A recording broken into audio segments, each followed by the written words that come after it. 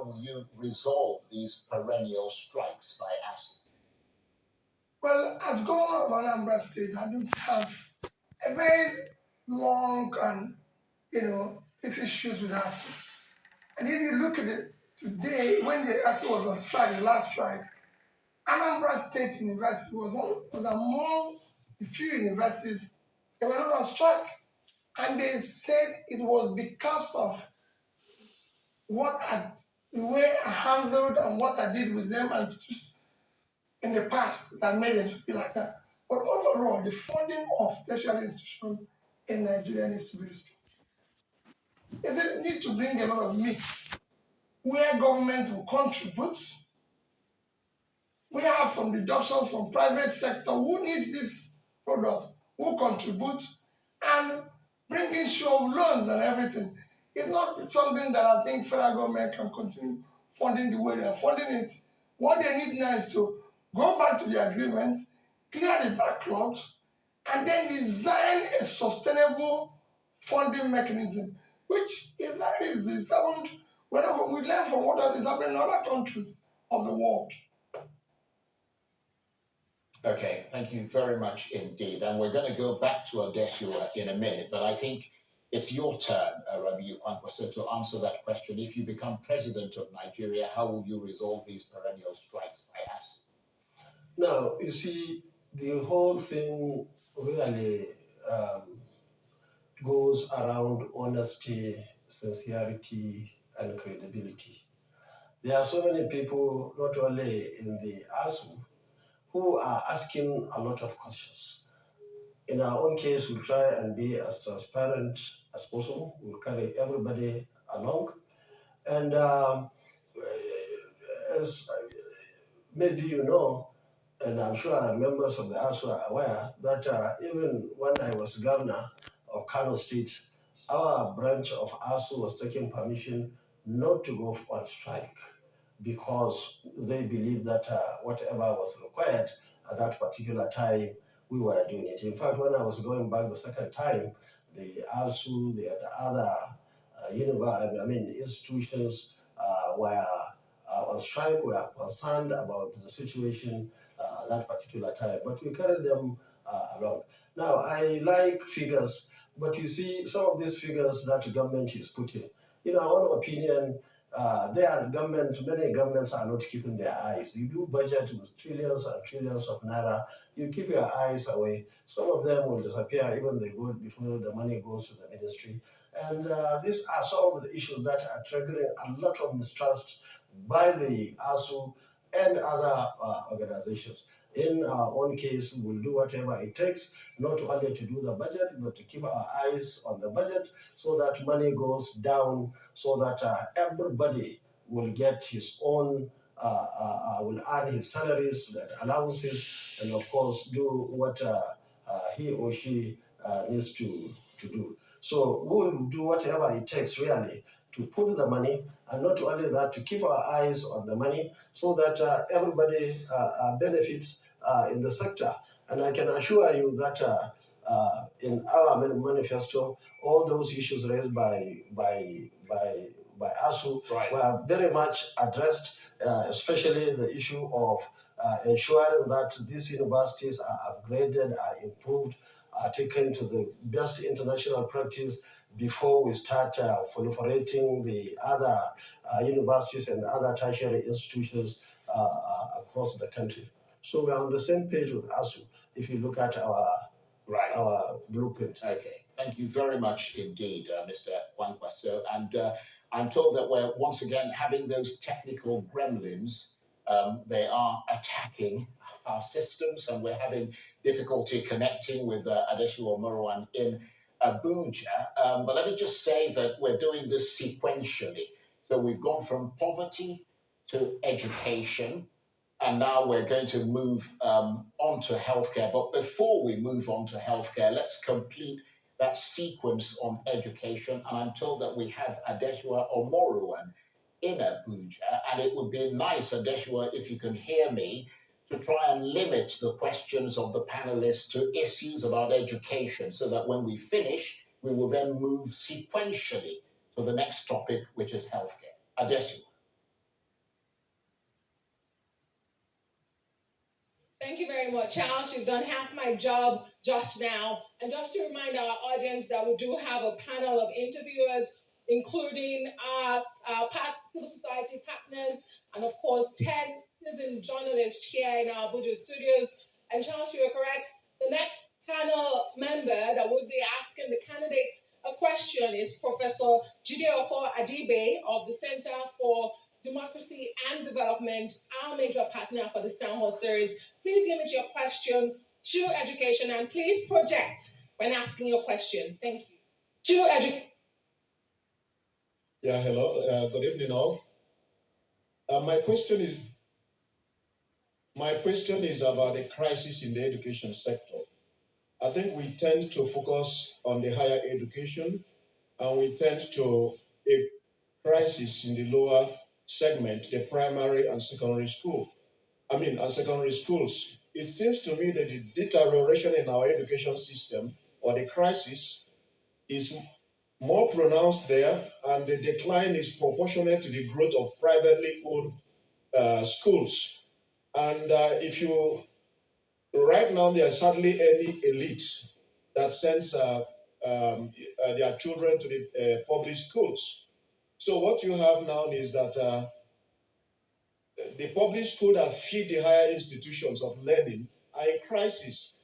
The quality is so low that when they feed the higher education system, the quality of the graduates themselves are also quite low. So my question is, how are you going to address the imbalance? Where, for example, people in nurseries in private schools, pay higher tuition than postgraduate and graduate students in public-owned universities. If you become the president, and I'm directing it to the three presidential candidates, if you become the president, how are you going to reverse the decline in the public education system, especially at the lower levels?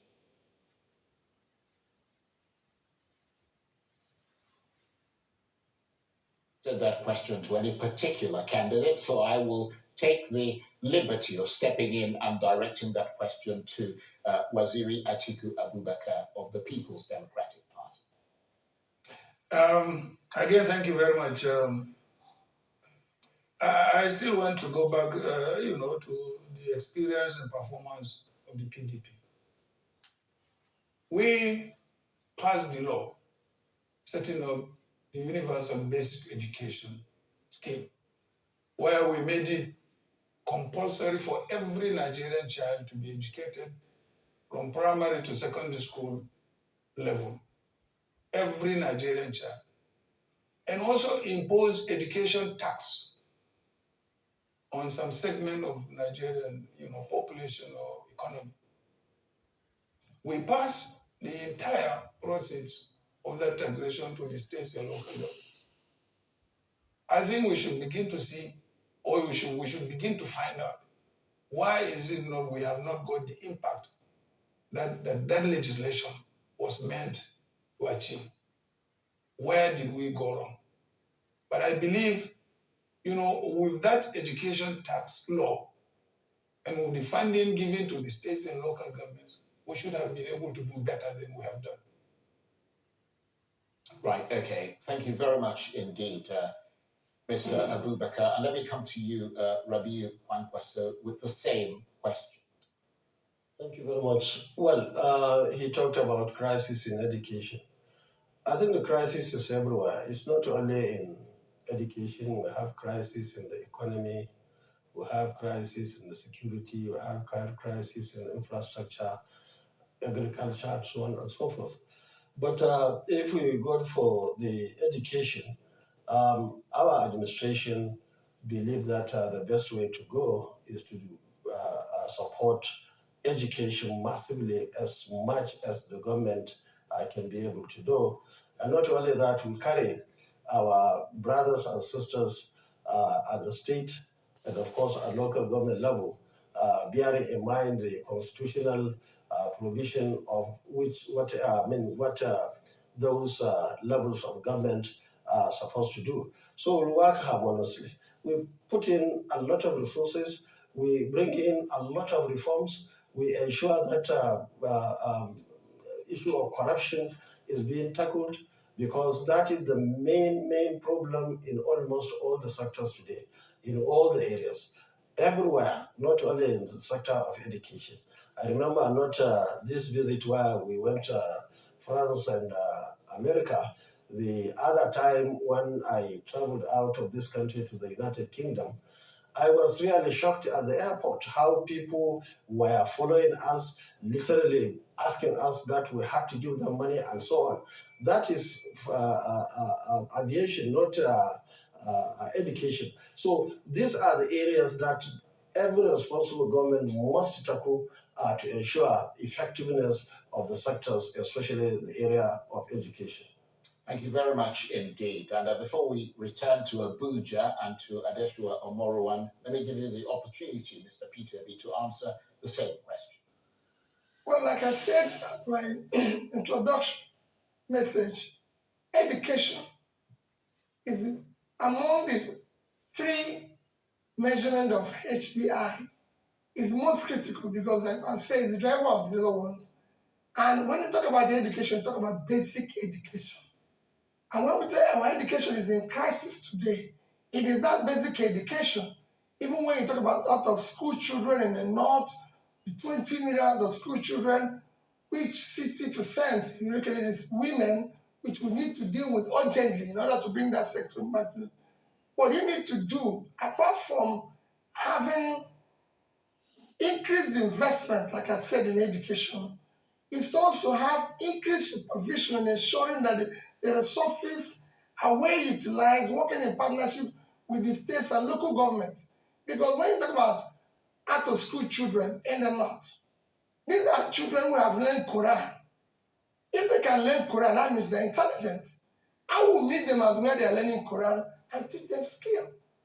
With that, you will be able to. As for what we are going to do in education, all I can tell anybody, go and see what we do with the primary school and secondary schools in Anambra State. In fact, in Anambra State, people prefer to put their children in public school rather than private school. I went to Christ, let me use my secondary school, Christ the King College. People queue up now to be able to go be admitted there. Thank you very much indeed, Mr. Peter Obi. And if Abuja is ready, we will return to my colleague Adeshua Omorowan there. I think we're still dealing with issues, the stark issues to do with education in this country. But obviously, Adeshua, if your panelists have done with that, feel free to move on to the next topic, which is healthcare. Adeshua. Well, thank you, Charles. Just one more question from our panelists on education. And here is the editor for The Sun, here also for that question. My question is directed at the contestants. You talked about, we've not addressed the main issue that we are facing today, which is abduction of students. Schools are no longer safe. People go to school and will not return to their homes. Teachers go to schools and will not return to their homes. How would you address this challenge? Because we've seen it is happening in the universities, it is happening in nursery schools, it is happening in secondary schools. How do you address this?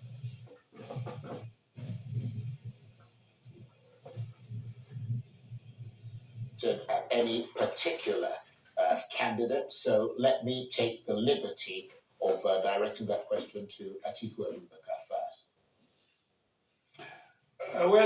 Basically, the questionnaire is talking about the security of pupils as well as also teachers. We have all agreed here, everybody, the three of us have agreed that the issue of security is paramount. Whether it is in education, whether it is in business, whether it is in agriculture, in every facet of our life, fundamentally there must be security. So we all agree. But how are we going to resolve the security issue first? Many of us have said we need to increase the number of policemen and equip them and train them. as well as other security services in the country. I think it's a consensus amongst all of us. So I think these are the things that we need to do to tackle security. That's why for me, I have a 5-point program, and security is one of the programs that I said I'm going to tackle if I have the opportunity. Okay, thank you very much indeed. And let me come to you, Rabiu Kwankwaso. You see, the issue of insecurity is not only peculiar to schools. There is everywhere. You can't move from Abuja to Kaduna, in Birmingham, you have many issues. In the northeast, you have issues. And many other states, especially in the northwest where I come from, Sokoto, Kebbi, Zamfara, Katsina, even Kano and Jigawa, we have issues that must be tackled. And that was why we agreed in our party that we have to escalate the number of the security agencies. We need special training and retraining. We need special equipments, arms, ammunition, and so on to ensure that every square meter of this country is being secured. So security is key, and that's why really we have to carry our people for necessary intelligence to ensure that we have information from every corner, every point of this country, because security cannot function effectively without the intelligence. And of course, we will use technology so that we can identify people who should be taken to courts and so on and so forth. So security is key. Without it, all other areas, not only education, but even the economy, the infrastructure, and everything will certainly go bad. Thank you very much indeed. And Mr. Peter Obi, just to reiterate that these are issues that are further threatening education in this country. People have to have the confidence to be able to send their children to school knowing that they'll be safe. What would you do to secure schools in this country? Well, the issue of security goes far beyond schools. Today we have issues with food security because our farmers can go to farms. The same thing goes all over. There's the issue of insecurity and everything. Is to again see how we can review and restructure our entire security architecture, which includes increasing the number of personnel, equipping them and training them properly, having a multi-level policing on the police side, local government to state, national level, as well as aggressively and simultaneously pulling people out of poverty. Because this poverty still has a lot to do with this. So if you don't deal with the economy and tackle it simultaneously as you're tackling insecurity, you're going to still have the same problem. You can't have 33% unemployment in a country of over 200 million people. And you have crisis. We just said that 1.3 million people live under poverty. You're going to have crisis. You need to start reducing that number. That is what you need to do in order to secure the country. Thank you very much indeed, Mr. Peter Obi. And let me make a crucial point here, which is that the audience, both in Nigeria and internationally, are very keen to know how the candidates and their parties are going to do things differently from the governing APC party if they came into office. So it's not just about identifying the problems, it's about the solutions, but how those solutions are going to differ from what the government is doing right now. And let's turn to the crucial issue of healthcare. We're in a country where millions have little access to affordable healthcare, and horrific stories abound about the lack of proper treatment. Meanwhile, thousands of wealthy Nigerians fly out of this country in search of medical care, with billions of dollars lost to medical tourism every year. Clearly, medical tourism is a major problem with such a large amount of foreign exchange leaving Nigeria, money that could have been converted to gains for the country if it had a vibrant healthcare system. Atiku Abubakar, how will you resolve the issue of medical tourism? You've got 2 minutes. Thank you very much, Charles. First and foremost, let's deal with medical challenges at the lower level.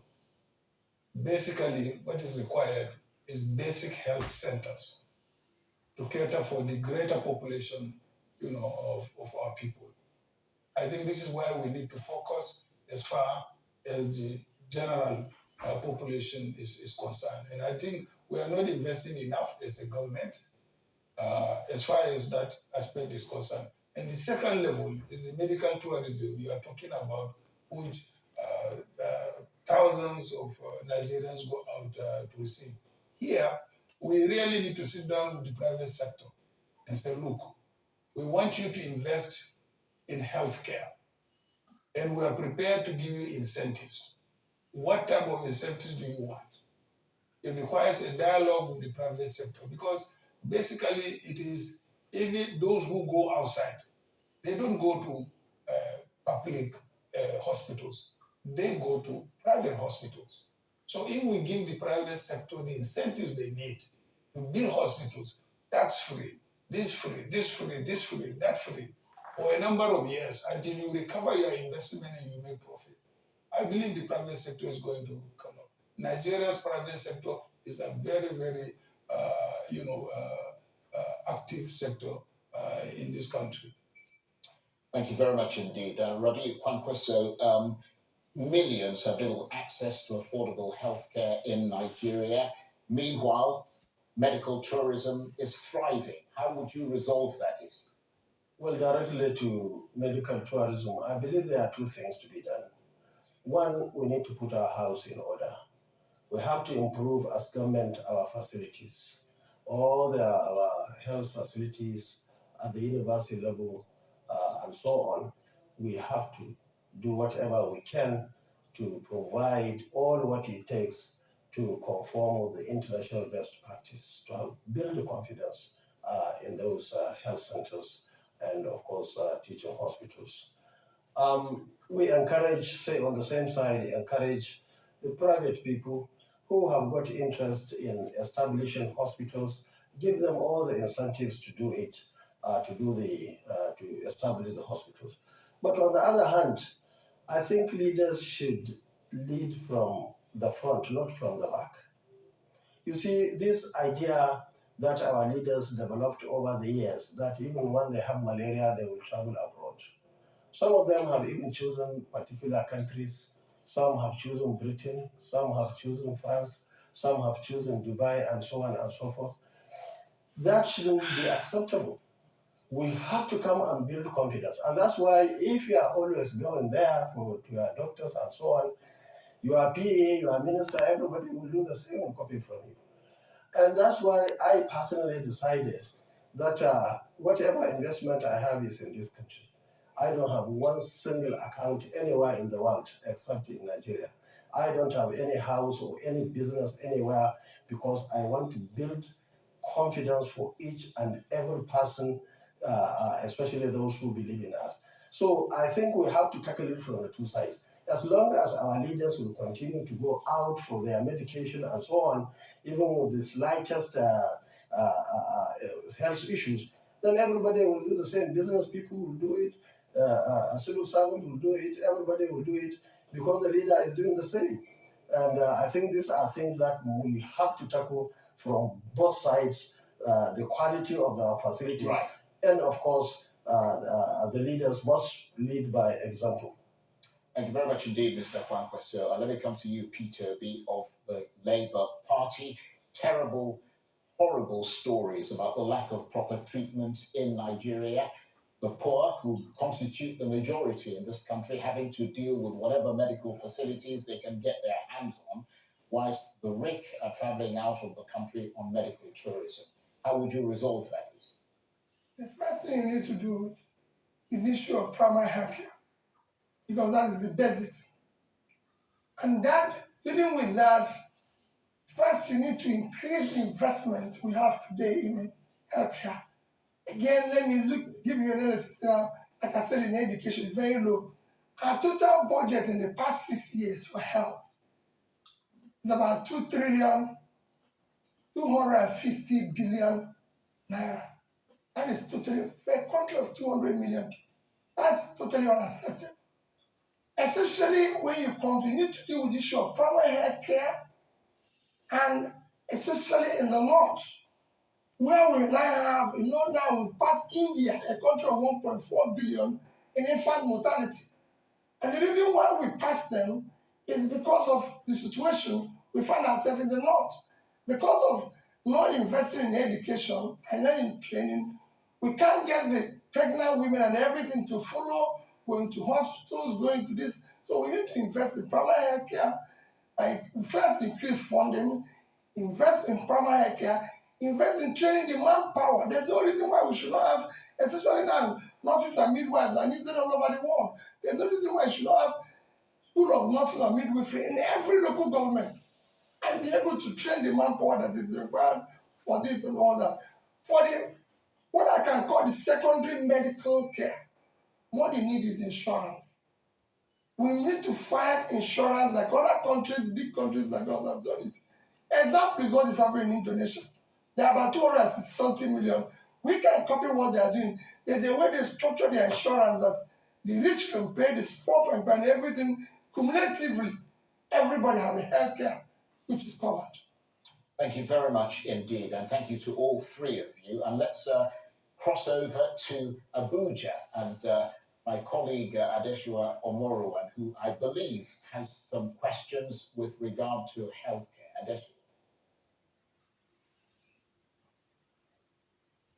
Indeed, Charles, but permit me to please at this point say a very big thank you to our audience at home, wherever in the world you're watching the Town Hall series by Arise News tonight. We are being told that at the moment we have over 8,500 live stream viewers on YouTube, and on Facebook, over 4,700 people are watching from across the globe.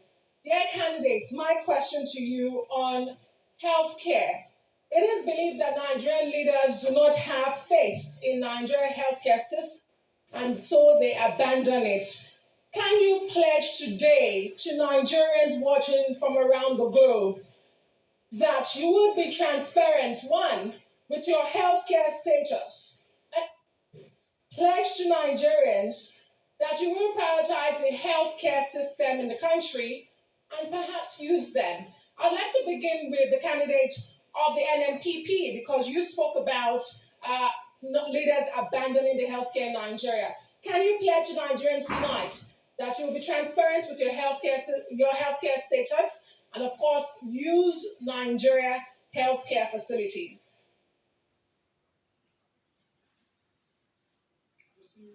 Once you are aspiring to lead people, people have got a responsibility really to know whether you are the best or you are the right person to lead. And the issue of health is very, very important. And I think these are some of the things that this country in particular, based on our experiences of the past, that we need to look at very critically. We have seen cases in the past where people who, under normal circumstances, shouldn't shoulder that responsibility, even if it is because of themselves and their families. But unfortunately, for many obvious reasons, they decided to go for it. And the consequences is there for all of us to remember. So I can assure you that I'm so happy with my health status, and I can assure you that the last medical exam that I had, somebody there, according to the outcome of the result, gave me a guarantee of 30 years. And if you want to see it, I can give you.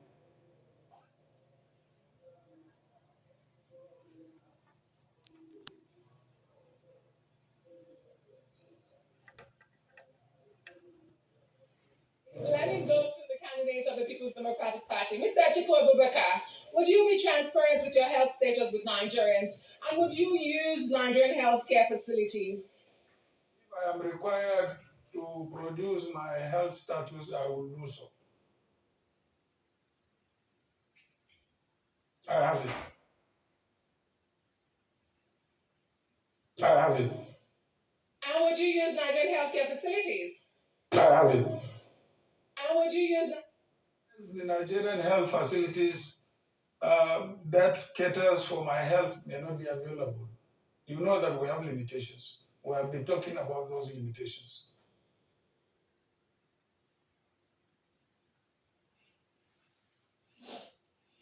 Mr. Peter Obi of the Labour Party, your response to my question. Mr. Peter Obi of the... Well, I believe that it is actually required that those who are aspiring to lead should be able to make available and openly their medical and health status to the public. And two, I have served as a governor. If you go ask if while serving as a governor, I resuscitated some facilities and I use them. And I still use them today. But I believe that if there's issue of referral from them to anybody beyond here, that is a referral from them that they cannot do it. Because it happens everywhere in the world. I will not say everybody must be restricted here if there is. For my own position, I use the facilities there. And I believe in them, and I can tell you they're very competent. All we need is to support it. I've said how we can use insurance to show that everybody can be careful.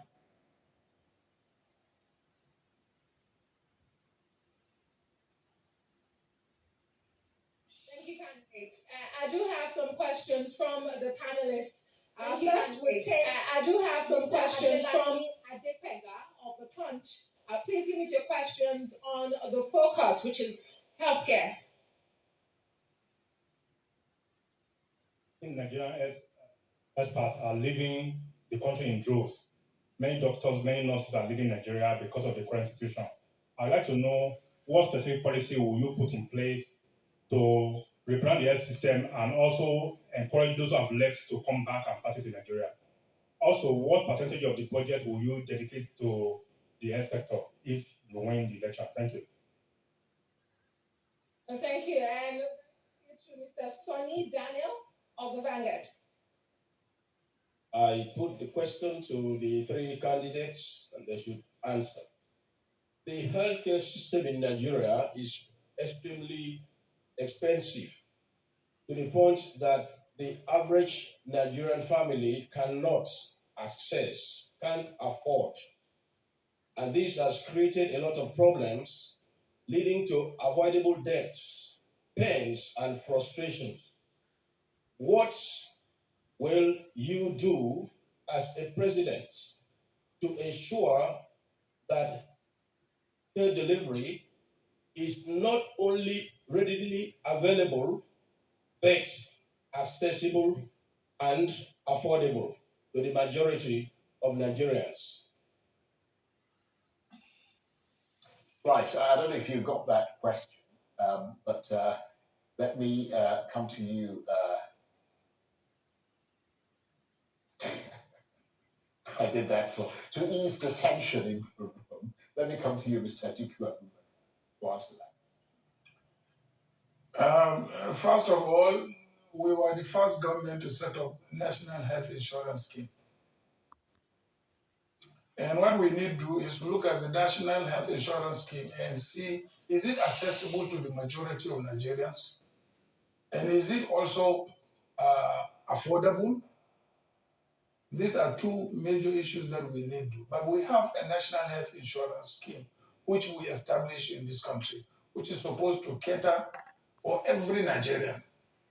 But unfortunately, because of our level of education and lack of enlightenment, not many Nigerians subscribe to the National Insurance Scheme. But we have. We were the first government to set it up. And it still exists. And it works. All what we need to do is that why is it not covering the majority of the population of this country, from rural to semi-urban to urban, and also to cities. But we have a national insurance scheme. Okay, let me turn to you, Mr. Kwankwaso, the same question. Thank you very much. Now, the issue of health insurance is very important and very critical, especially at this moment when Nigerians are finding it even very difficult to eat. Insurance scheme is so important that not only government should set it up, but it should be looked into. We are going to bring a lot of reforms to strengthen the health insurance in this country so that as many people as possible can benefit from that. If possible, make it almost everybody going to the hospital without necessarily carrying money with him. And that's when we also thought of these accidents and people going to the hospital as a result of either the accident or other sources, where police must be consulted before they are treated. All those things were being very much tackled by our blueprint. Now, the issue of healthcare cost, it is very important that we make it accessible for each and every Nigerian to be treated in our hospital through the insurance, and of course through provision in our hospitals, whereby people, even without insurance, can easily be treated in our hospitals. And I believe that the only way we can help our people, especially the masses who are the vast majority in this country.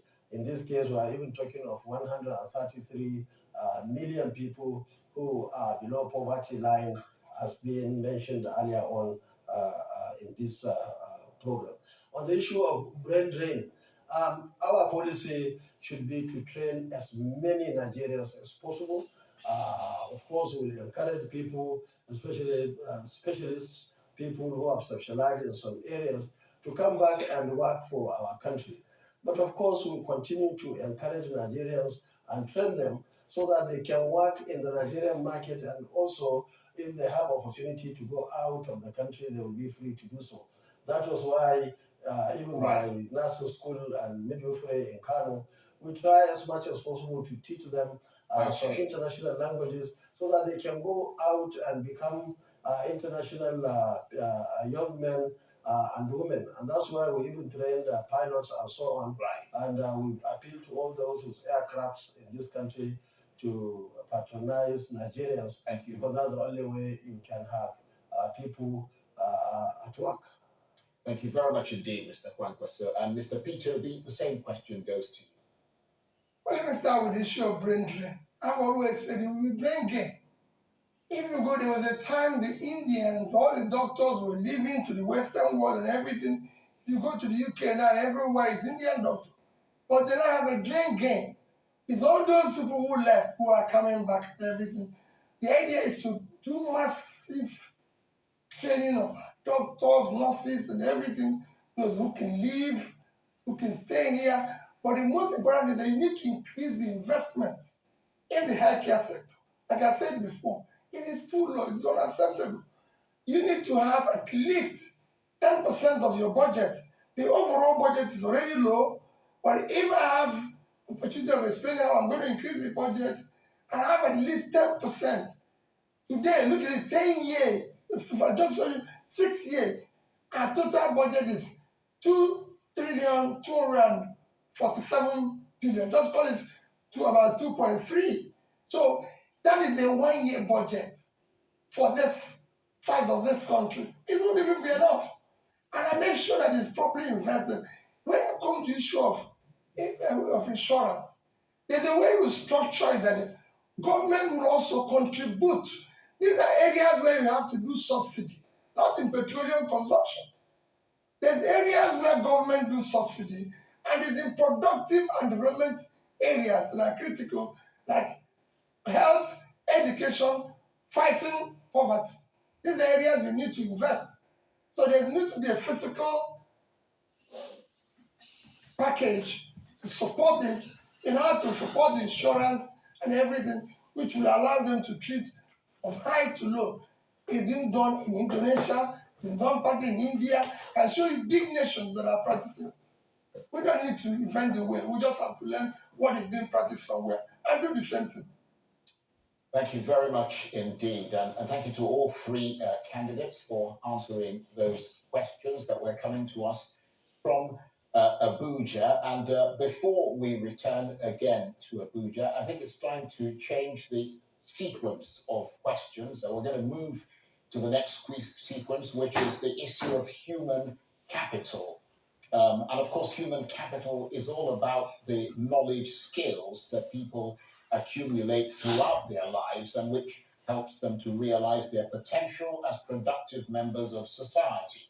Examples of human capital include communication skills, education, technical skills, creativity, experience, problem-solving skills, mental health, and personal resilience. Therefore, investment in human capital is obviously important because it helps citizens provide even greater value to their country and can help develop the economy. In a country such as Nigeria, where there are vast differences in skill set and knowledge, how do you aim, Atiku Abubakar, to ensure human capital growth and to ensure that all Nigerian lives matter in this regard? Charles, here we go again. Human capital, as you mentioned, is driven by a number of factors which you enumerated. And all these factors center around education. Whether it is technical education, whether it is any other form of education, it centers around education. This requires investment in both technical education and other allied subjects related to information technology, and also other aspects of education. So I think, again, here we go, we have to invest in human capital development by making sure that we invest more in education. Thank you very much indeed. Very succinct and straight to the point. And to you, Rabiu Kwankwaso, what is your plan for human capital growth to ensure that all Nigerian lives matter in this regard? Thank you very much, Charles. At this point, let me take this opportunity to thank our great country, Nigeria, for giving me a lot of opportunities to be where I am today. I am one of those who had opportunity from my primary in those days to go to boarding primary school in Gwarzo, craft school, technical school, polytechnics and universities. And I'm so happy that I got all what I needed in education. I had the opportunity to have a PhD and fellow Nigerian Society of Engineers. I'm so grateful to this country. And that's why I have never joked with the issue of education. That was why education was free in Kano. We were providing meals in our primary schools. We are providing 2 sets of uniform to encourage students to go to school. We established 2 universities, one in 2001 and the other one in 2012. And we established 26 institutes in Kano in just 4 years. We sent over 3,000 young men and women who were resident in Kano to 14 countries across the world. We selected universities in Nigeria, private universities. We sent 412 to our university, Al-Kalam University in Katsina State. We sent 300 to Bells University, 300 to Ibn 200 to Crescent University. We sent 25 to Abti in Adamawa. I'm sure His Excellency will remember. So we did all what we could. In fact, at a stage, we couldn't find enough people of Kano origin, not origin, residents to go to our universities in Kano. When I was governor, it went to the level that there was no single person in Kano State who had university qualification or any tertiary education without getting an admission. Right. And coincidentally, So so finish I'm your just trying to show you that it's something that we very much appreciate, and we believe that by the grace of God, when we have the opportunity, Nigerians will be allowed, will be given the opportunity, not to minding their social status, not to minding where they come from or ethnicity or their religion. We'll do whatever it takes to have people being properly educated, because I'm so happy with myself. In 30 years, I have been to almost everywhere. I have never been found wanting in terms of capacity, in terms of honesty, and so on, simply because, or mainly because of education. Thank you very much indeed. And Mr. Peter Obi, human capital growth, how are you going to deal with that, expand it in Nigeria? Well, in my opening address, I did say that human capital encompasses health and education. And the consequence of it being low in Nigeria is the mass poverty, see? Because the more you invest in human capital, the better your development. So human capital first, I want to show people, it's not an expense, it's an investment. Because that's what drives your development as the first place. If you invest in it, you increase per capita, which is the real measure of poverty. So for me, we're going to have said that even if we're going to borrow money, we're going to borrow for investment. And I can show through a budget how we intend to deal with this issue in clear terms that are measurable and people can see it. So when we say we're going to pull people out of poverty, we're going to state the numbers and people will see the country increase. And even they have opportunity, and I've shown you using 3 countries to show you what they did with issue of human capital, how they moved their countries' HDI from low to medium to high, and how dramatically increased their per capita, which is the measure of wealth. And the same thing for Nigeria, who didn't invest, it took the other way around.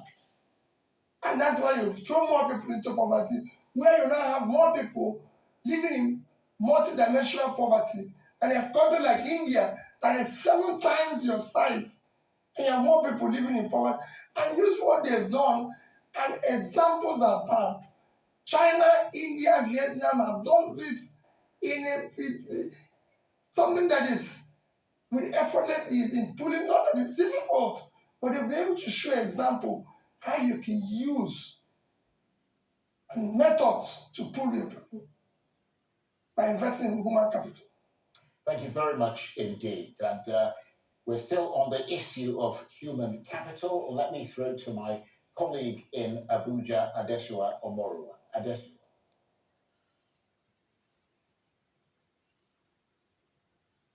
House. Dear candidates, you cannot talk about developing human capital development in the absence of an inclusive society. My question to you, how do you ensure an inclusive society? And how do you fund these developmental projects you talk about? Should you become the next president in 2023, you will be inheriting a huge budget deficit.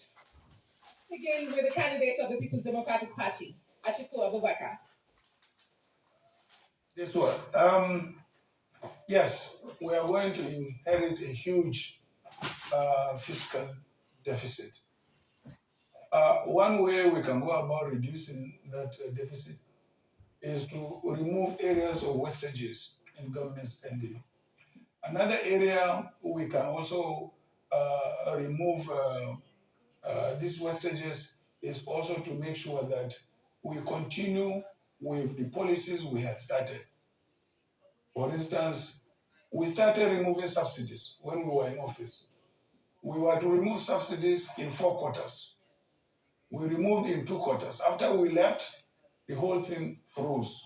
Nobody had the courage and the leadership to continue with removing subsidies again. This is one aspect where we could raise a lot of funding to meet the gap, in our expenditure. The second one, of course, is to continue with the privatization, which we have started. We will realize quite a lot of money For instance, take the case of our moribund refineries. They have not been working, and we have been expending a lot of money on them.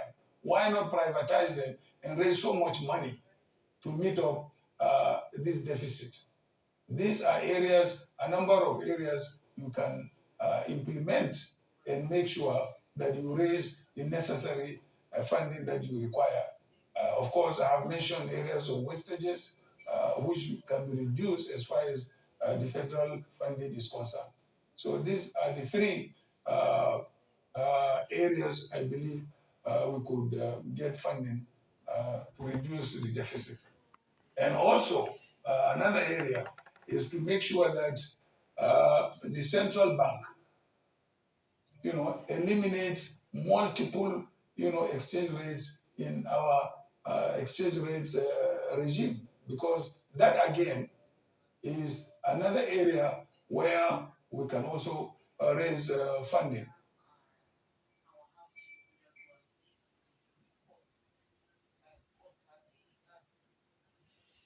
Mr. Peter Obi of the Labour Party. Thank you. Well, every country of the world owns. So first is that the incoming government is going to face huge debts, which you need to sit down and restructure in order to make it manageable, and then go ahead to restore physical viability by one, dealing with the issue of oil theft, the criminal subsidy we have today, deal with the issue of multiple exchange rates, like His Excellency Atiku Abubakar has mentioned, deal with that issue, deal with the issue of subsidies and areas of waivers and everything, and cut unacceptable cost of governance that we have today. By the time we deal with all this, you will be able to have a situation where you now have to have what you can call an implementable budget, because you now borrow money for investment, and by doing that, you have to bring in growth, and as you grow, you might in fact be able to create more space to be able to borrow more, to be able to invest more, and these are how countries will grow. And with this investment in human capital, the economy will grow, more people will be put out of poverty, there will be more taxes, there will be more income and everything, and you then start reducing your deficit and your debts.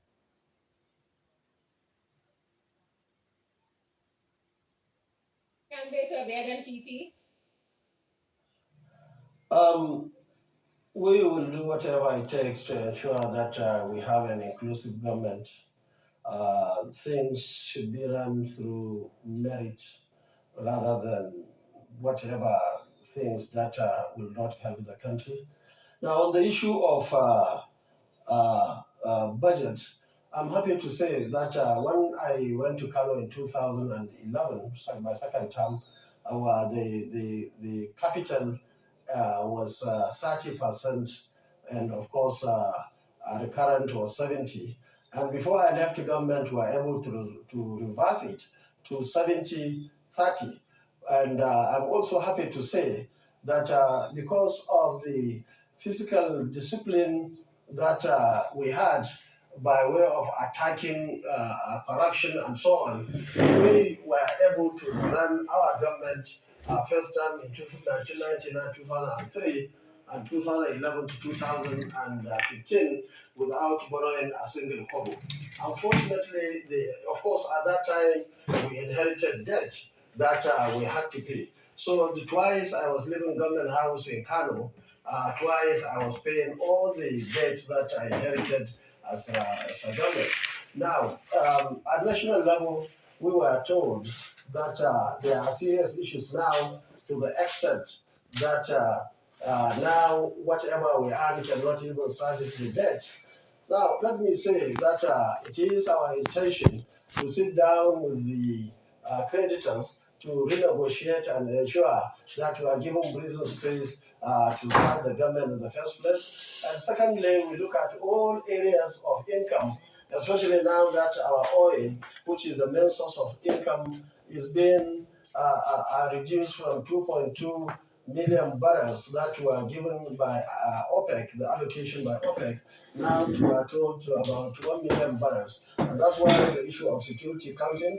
We protect our assets, we make sure that we have enough resources coming in. We want to make sure that whatever we are spending is going to be a real value for money. We will not allow people to be taking our resources at the source or at the treasury. Thank you very much indeed, and thank you exceedingly to the three of you. We've just got a few minutes left, you'll be glad to know, and you can all go home and enjoy a drink. But before we go, we're giving you 3 minutes to wrap up for us. Tie all the loose ends together and justify to Nigerians why you should be voted for as president of this country and not your opponent. And I'm going to start with you, Mr. Peter. Well, thank you for the opportunity. Mine is again talk about the issues we're talking this night, because that is the issue or foundation of our country. First is to secure, unite the country, ensure that if government that is going to come into 23 is a government of national unity that will bring in the best in terms of character and competence, irrespective of whether they support you or they don't support you, in order to save our country. Because we have an existential situation, a situation where we have this huge number of people that are living in poverty, which you need to start pulling out. Our country has not failed in the past, call it several years. And you can use other countries to show how, just use their country to show you how badly was done in a matter of past few years. And that country is Bangladesh. Bangladesh, if you look at the World Bank source, in 2010, Nigeria had a per capita of $2,280. Bangladesh was $781.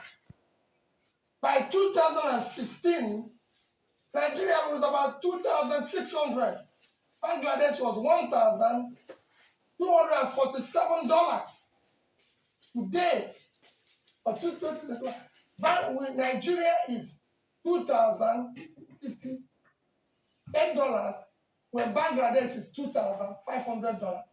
Look at where we are. They were one third of our per capita in 2010. And now, they have almost tripled it, and our own has gone down by about 20%. That is what we need to deal with. We need to deal with issues we discussed this night, first in health, in education, pulling people out of poverty by supporting more small business, genuinely investing in productive sector. Nigeria is not a productive country, and it has to be productive. If you look at our last quarter, just look. In our last quarter, our GDP growth was 2.25%. Our money supply was about 13%. And now let's look at it. What is inflation? When your money supply is what are you? So you don't even have growth to be able to, for the money you're printing and throwing to the system. We need to move the country from consumption to production. Once it becomes productive, you create labor and you'll be able to employ. And that's what I'm going to focus on. Thank you very much indeed. And let me come to you, Rabiu. Kwankwaso, the presidential candidate of the NMP. Thank you very much, Charles. I'm happy to say that almost everything is working in my favor, ranging from the issue of education, which I mentioned earlier on, from craft school to technical school to polytechnics to universities. I was able to reach the peak. And also in terms of my career, I was a civil servant in Kano for 17 years, and I know the meaning of civil service because I was one. I retired as a principal water engineer in Kano State from an artisan that I was being employed by the same ministry. In terms of politics, I was in the House of Reps, a deputy speaker in the House of Reps. I was also in the Constitutional Conference that we had opportunity to draft the 1999 Constitution. I was also governor of Kano in 1999 to 2003. And of course, I was Minister of Defense and of course advisor to President on Darfur and Somalia from 2003 to 2007. I was also in the NDDC, and I'm sure you know I left NDDC because of what was happening there. And I was also back to Kano in 2011 to 2015, and I was Senator of the Federal Republic of Nigeria in 2015 to 2019. The idea of mentioning all this is to say that the National Assembly, I believe, will be comfortable with Rabiu Kwankwaso because I've been part of them. The civil servant, the same thing. Of course, the security of this country, being a member of the extended family of the security of this country, have a lot of respect for them and they have a lot of respect for me. And I believe they will be happy with me as their commander-in-chief. And I have been to NDDC to know the issues in the NDDC, the problems. In fact, it was the issues that I had to live, and given the opportunity, we look at the issues of the NDDC ranging from pollution, education, agriculture, and so on and so forth, and of course the infrastructure that we have there. So in essence, I'm so happy that I've been to almost everywhere and strong enough to be the president of this country at this moment in time. And I'm happy, like I said, the issue of the age and everything is working on my side. And I believe that together with Nigerians, we are going to make Nigeria a better place for each and every Nigerian, not minding its religious or ethnic or regional or whatever leaning that he has. And we have done it in the past, and by the grace of God, given the opportunity, we are going to work with all Nigerians to make Nigeria a greater place so that we can take the leadership of Africa and, of course, ensure that everybody lives in peace across the country. Thank you very much. Thank you very much indeed, Mr. Kwankwaso. And let me come to you, Atiku Abubakar, the presidential candidate of the PDP. In 3 minutes, can you tell us why you should be voted for and not your opponent?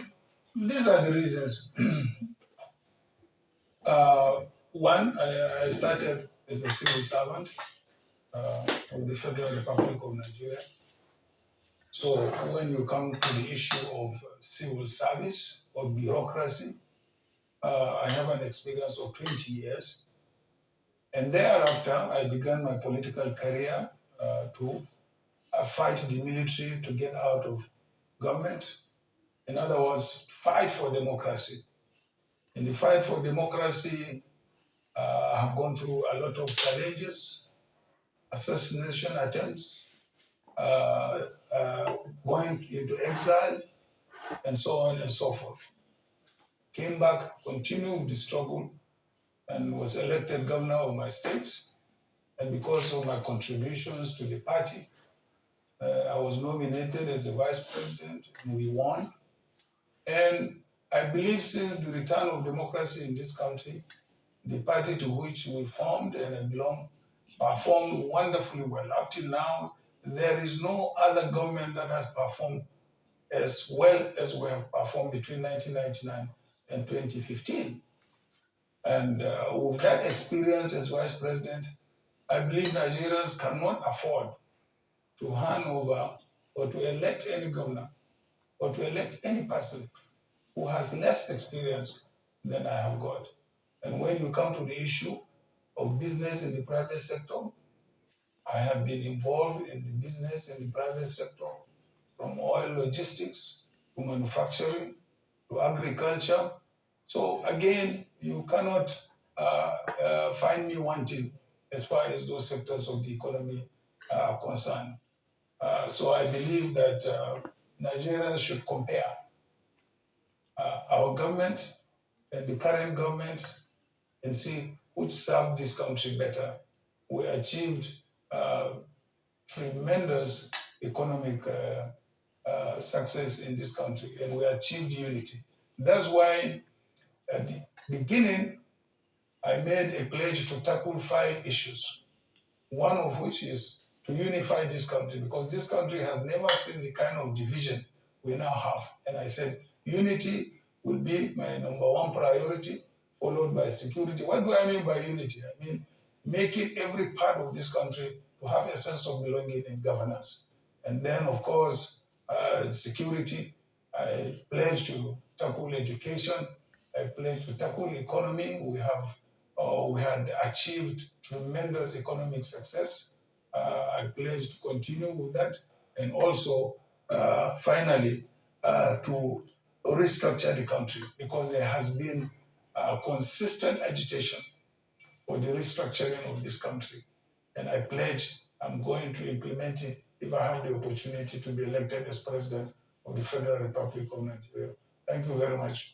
Thank you very much indeed, His Excellency Waziri Atiku Abubakar of the People's Democratic Party, His Excellency Rabiu Musa Kwankwaso of the New Nigeria People's Party, and His Excellency Peter Obi of the Labour Party.